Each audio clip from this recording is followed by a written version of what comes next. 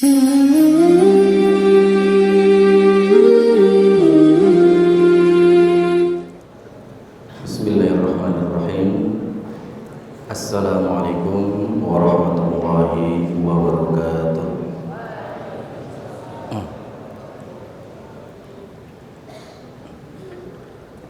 Alhamdulillahirabbil alamin. Wa bihi nasta'inu ala umuri dunya waddin. Wassalatu wassalamu ala habibina wa nabiyina Muhammadin sallallahu alaihi wasallam wa ala alihi wa ashabihi ajma'in, amma ba'du. Yang saya hormati ikhwah asatiz, ikhwah karyawan, yang saya hormati dan saya banggakan seluruh santri Al-Bina, baik tingkat SMP maupun tingkat SMA, dan begitu pula wali santri yang hari ini mungkin datang mengunjungi putranya di sore hari yang mulia ini. Insyaallah ba'da salat al-asri kita berdoa kepada Allah, semoga Allah Subhanahu wa taala senantiasa memberikan taufik kepada kita, senantiasa memberikan hidayah kepada kita, dan tentunya semoga Allah Subhanahu wa taala menerima kita berdoa, semoga Allah Subhanahu wa taala menerima semua amal soleh kita, lebih-lebih di bulan Ramadan ini yang siang harinya kita gunakan untuk saum dan ibadah yang lainnya, dan malamnya pun kita isi dengan ibadah pula seperti qiyamul lail. Hari yang kedua dari bulan Ramadan.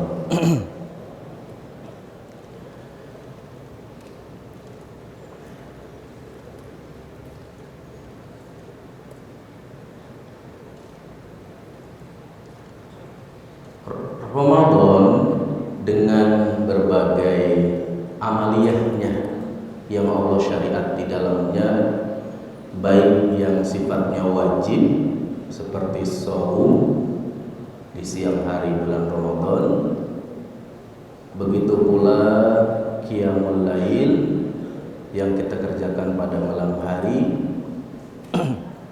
Tentunya di malam yang lain pun kita biasa mengerjakannya, namun di bulan Ramadan hampir semuanya ya, di kota maupun di desa, apalagi di awal-awal Ramadan, masjid itu selalu ramai.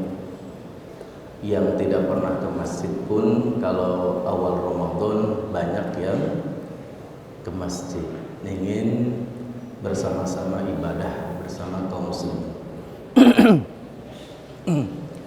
Nah, ikhwani fiddin rahimakumullah,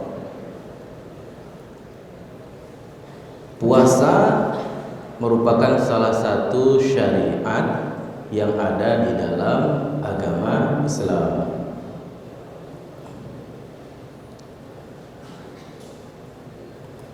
Yang mana Allah Subhanahu wa taala menurunkan syariat Islam bukan sekedar untuk menurunkan, tetapi ada tujuan yang ingin diraih, yang ingin diberikan kepada manusia, khususnya orang-orang yang mau menerima seruan keimanan.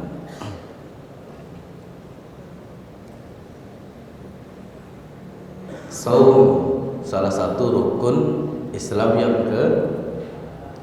keberapa? Rukun Islam yang berapa ya? Rukun Islam yang 5 ya. Siapa yang hafal hadisnya? Kalau kelas SMA yang hadis Jibril, insya Allah hafal. Ayo, Siapa yang mau baca hadis Jibrilnya lengkap?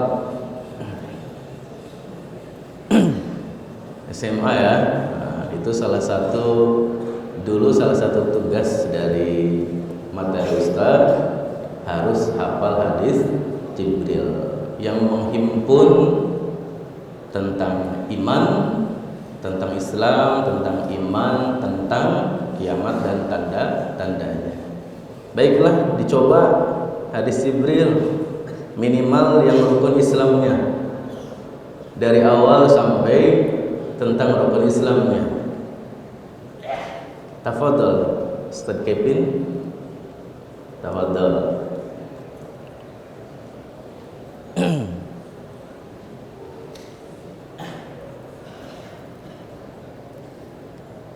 Nah, Masya Allah. Oke. Islam nggak apa-apa. Kama fi hadis Jibril, lamma sa'ala Nabi sallallahu alaihi wasallam, lamma sa'ala Jibril an-Nabi. Ada ininya ya, respres, Masya Allah.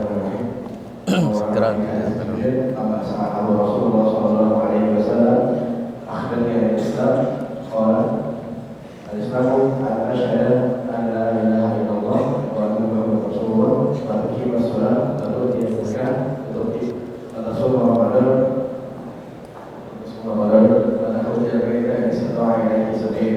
Nah, Masya Allah. Nah, Masya Allah. Syukron ya. Nah, syukron. Turidu haza? Oh, sama. Boleh. Taib nama warahul fiqh. Nah, hadza kisman min hadis Jibril. Lamma jaa Jibril Nabi sallallahu alaihi wasallam fasa'alahu anil Islam wal iman wal ihsan wal qiyamah. Nah, hadhi kulluha, ini semuanya yang dibacakan tadi terkait dengan rukun Islam. Di antaranya adalah tentang saum. Oke, sebelum Ustaz masuk pada bagian intinya, siapa yang tahu apa itu syariat Islam? Kayaknya Ustaz pernah menjelaskan di kelas 10 nih. Ma hiya asy-syariah al-islamiyah? Apa itu syariat Islam?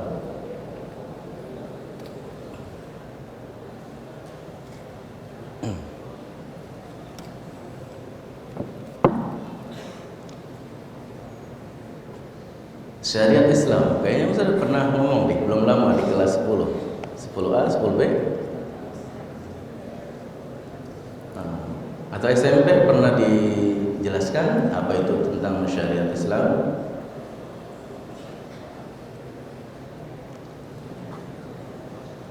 Mana kelas 10A? Aina al-ashir alif, ashir ba. Kayaknya dua kelas ini Ustaz pernah ngomong. Baik. Syariat Islamiyah, syariat Islam itu adalah hukum-hukum atau wahyu yang Allah turunkan kepada Nabi Muhammad sallallahu alaihi wasallam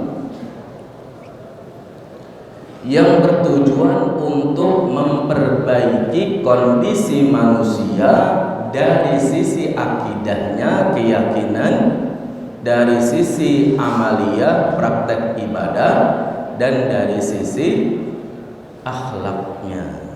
Nah, ingat? Nah, kayaknya kelas 12 saja pernah saya tulis ya. Jangan lupa, kebanyakan praktek ya.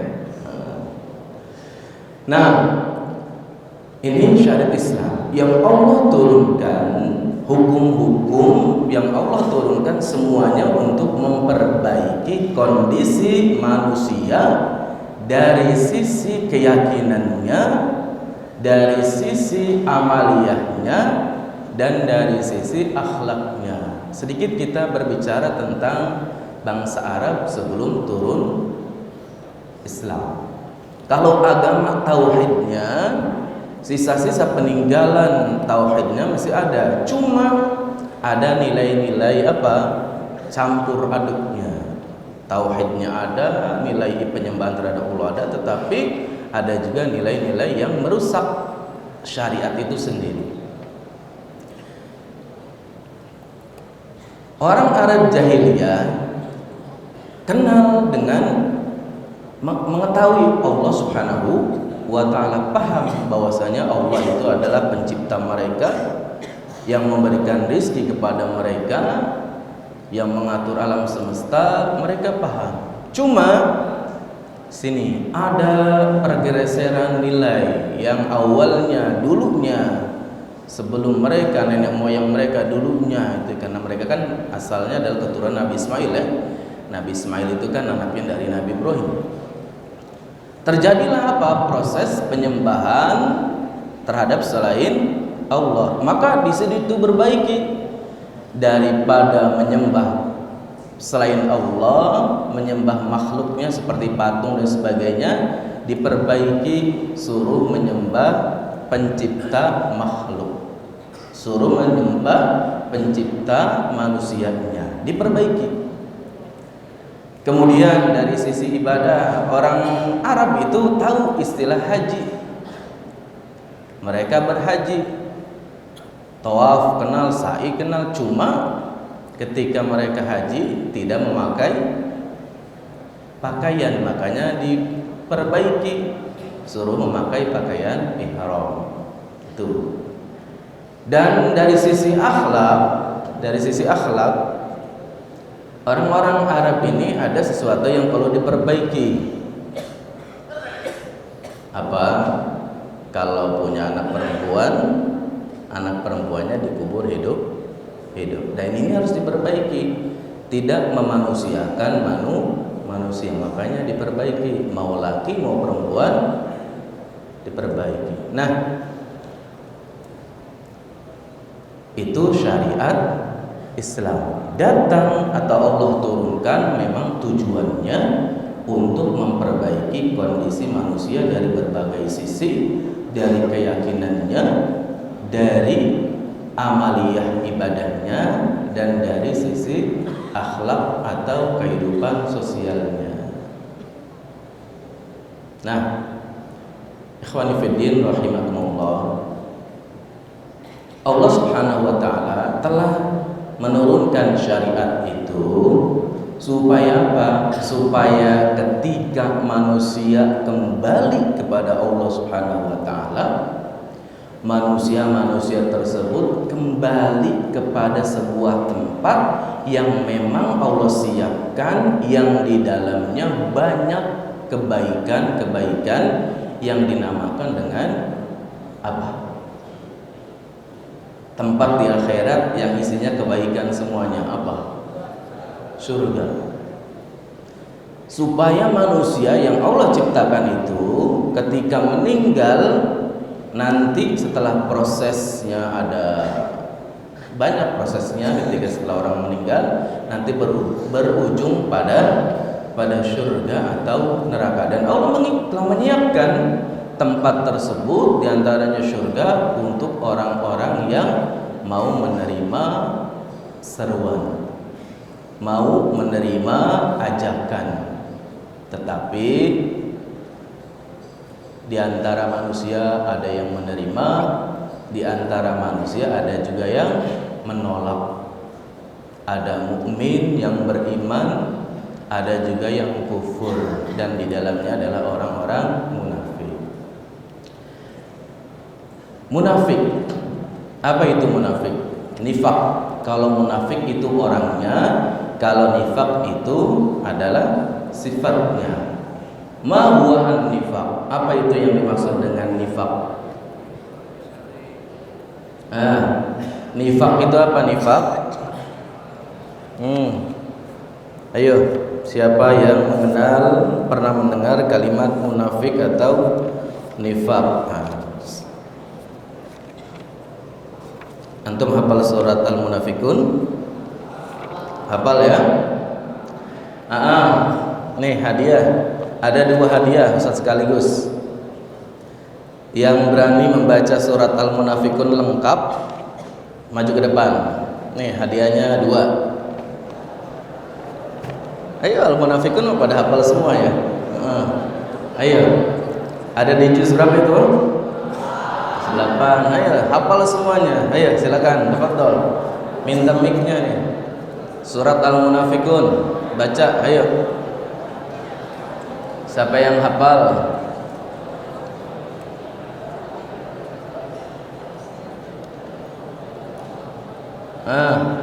Tafadhol.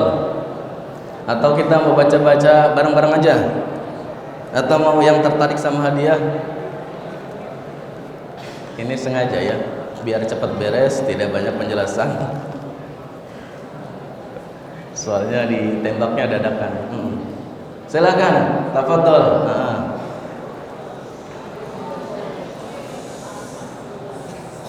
Ini memperlambat waktu ya, maksudnya biar ceramahnya tidak lama. Nah, lengkap.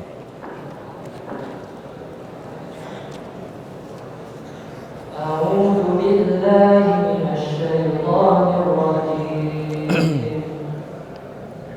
Bismillahirrahmanirrahim. Idza ja'akal munafiquna qalu nashhadu innaka la rasulullah. Wallahu ya'lamu innaka la rasul. Wallahu yashhadu innal munafiqina lakadibun. اتخذوا أيمانهم جنة فصدوا عن سبيل الله إنهم ساء ما كانوا يعملون ذلك بأنهم آمنوا ثم كفروا فطبع على قلوبهم فهم لا يفقهون وإذا رأيتهم تعجبك أجسامهم وإن يقولوا تسمع لقولهم كأنهم خشب مسندة يحسبون كل صيحة عليهم هم العدو فاحذرهم قاتلهم الله أنى يؤفكون وإذا قيل لهم تعالوا يستغفر لهم رسول الله لووا رؤوسهم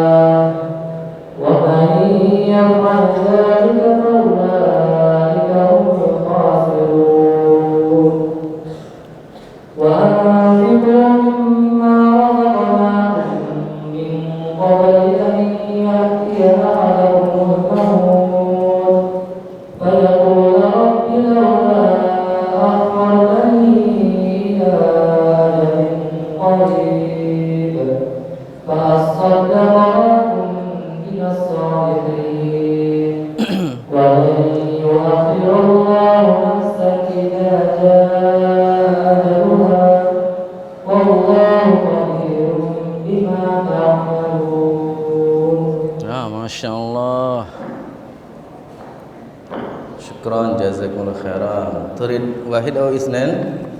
Isnen. Kelas 8A ya. Yang satu kasih pagi ya.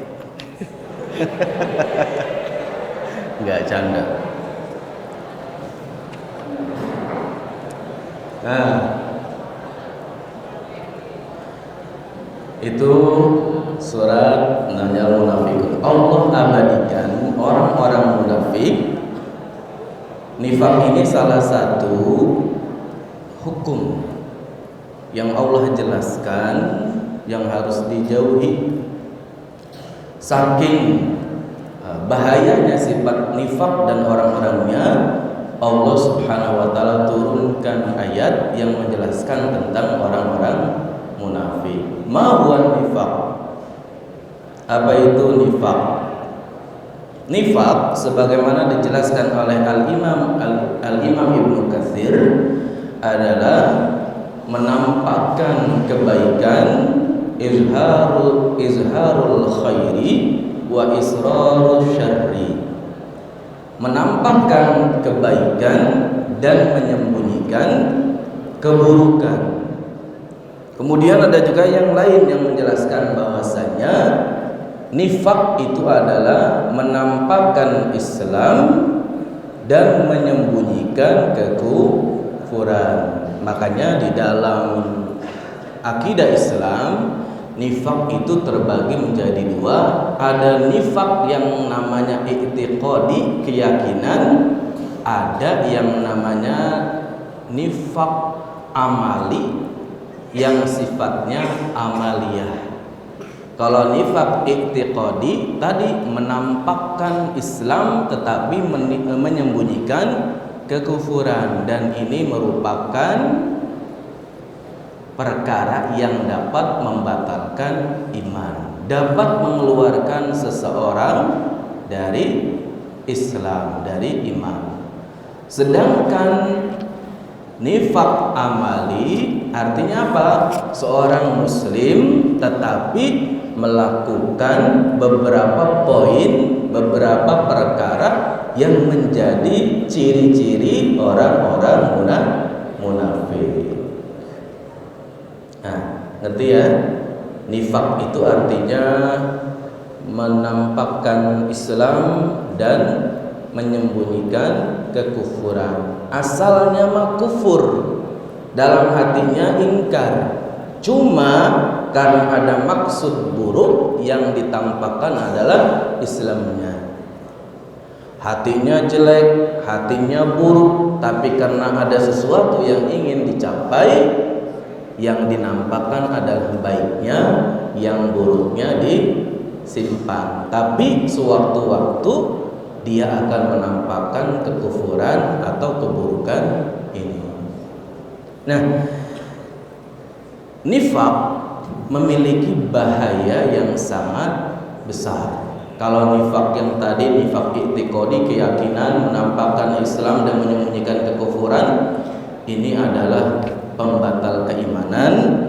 Sedangkan nifak amali melakukan hal-hal yang menjadi sifat atau karakter orang-orang munafik. Ini menyebabkan apa? Di antaranya menyebabkan al-adawah bainan nas, menimbulkan permusuhan antara sesama manusia. Yang awalnya damai karena ada sifat nifak yang dilakukan, maka masyarakat yang awalnya damai menjadi kacau. Yang tadinya aman saja menjadi bermasalah dalam berbagai lapisan masyarakatnya. Dalam masyarakat muslim ada orang-orang yang memiliki karakter nifak, munafik. Kehidupan yang tadinya nyaman bermasalah. Dalam masyarakat, dalam lingkup sekolah pun sama. Kalau ada orang-orang yang di dalamnya memiliki karakter munafik, lingkungan sekolah tersebut dimanapun akan menjadi kacau, akan menjadi tidak nyaman. Nah, Kita lanjut ya.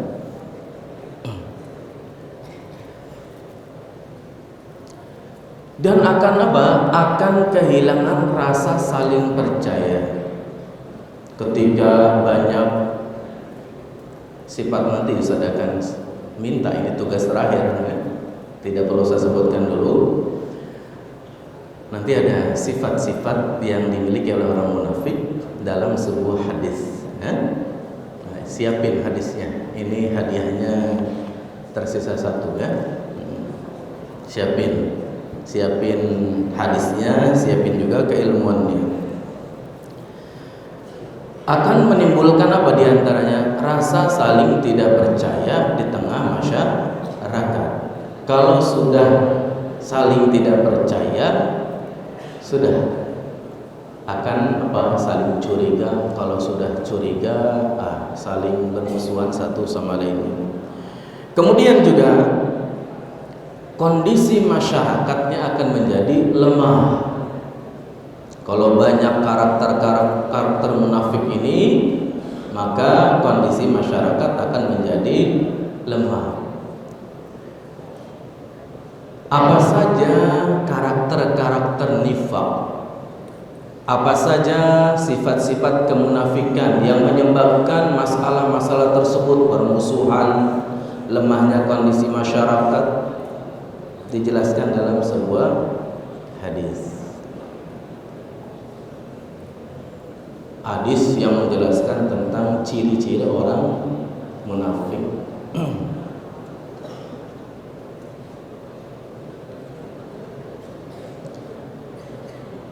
SMP ya. SMP kelas 9, calon santri SMA.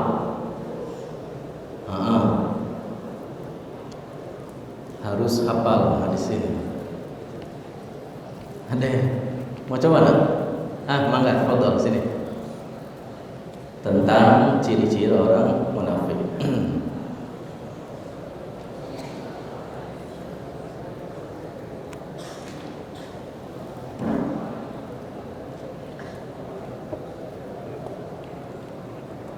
Pegang aja Bapak. Pegang.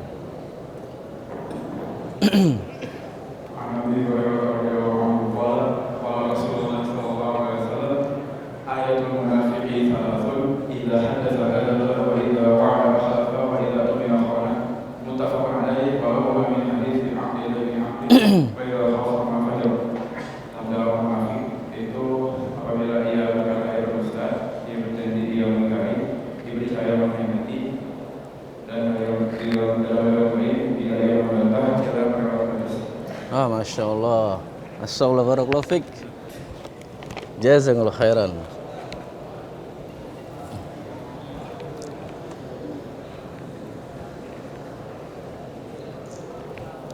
Nah, itu ciri-ciri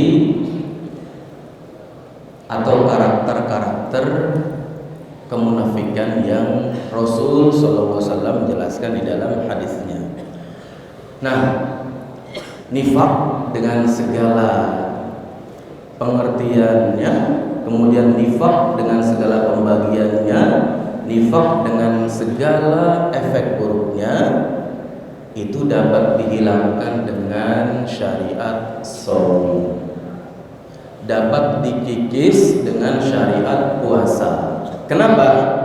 Karena orang-orang yang berpuasa adalah orang-orang yang menjaga lisannya dari perkataan dusta, dari perbuatan kotor, dari perbuatan tercela, dari kata-kata yang jelek. Kalau kita menjaga saum, menjalankan saum kita dengan sebaik-baiknya, tidak hanya menahan haus, tidak hanya menahan lapar, tapi juga menahan lisan kita dari perkataan dan perbuatan yang buruk, diantaranya dusta, kemudian juga ingkar janji, mudah ribut satu sama lainnya, yang itu merupakan karakter atau sifat-sifat orang munafik. Insya Allah keluar dari Ramadan kita menjadi orang-orang yang terbebas dari sifat munafik. Karena munafik sekali lagi dampaknya tidak hanya pada ruang lingkup yang kecil, tetapi memiliki dampak yang sangat besar. Insyaallah dengan syariat yang Allah turunkan berupa syariat puasa, insyaallah kita bisa menjadi orang-orang yang bebas dari sifat-sifat munafik, baik sifat munafik yang sifatnya i'tiqadi, insyaallah kalau i'tiqadi mah kita tidak ya insyaallah, yang khawatirnya malah terjadi kita mendapatkan nifaq yang sifatnya amali, yaitu memiliki karakter-karakter orang-orang munafik. Kalau berkata dusta, kalau berjanji selalu hianat, kemudian juga kalau dipercaya tidak memenuhi amanahnya dan sebagainya. Nah, ini yang dapat disampaikan. Kita berdoa kepada Allah Subhanahu wa taala, semoga Allah Subhanahu wa taala menjaga diri kita dari sifat-sifat munafik, dan Allah memberikan kita nur, memberikan kita cahaya, sehingga bisa memanfaatkan Ramadan dengan sebaiknya, tidak hanya menahan diri dari makan dan minum, tetapi menahan diri dari sifat-sifat tercela, yang mana sebagian sifat tercela itu merupakan ciri-ciri orang-orang munafik.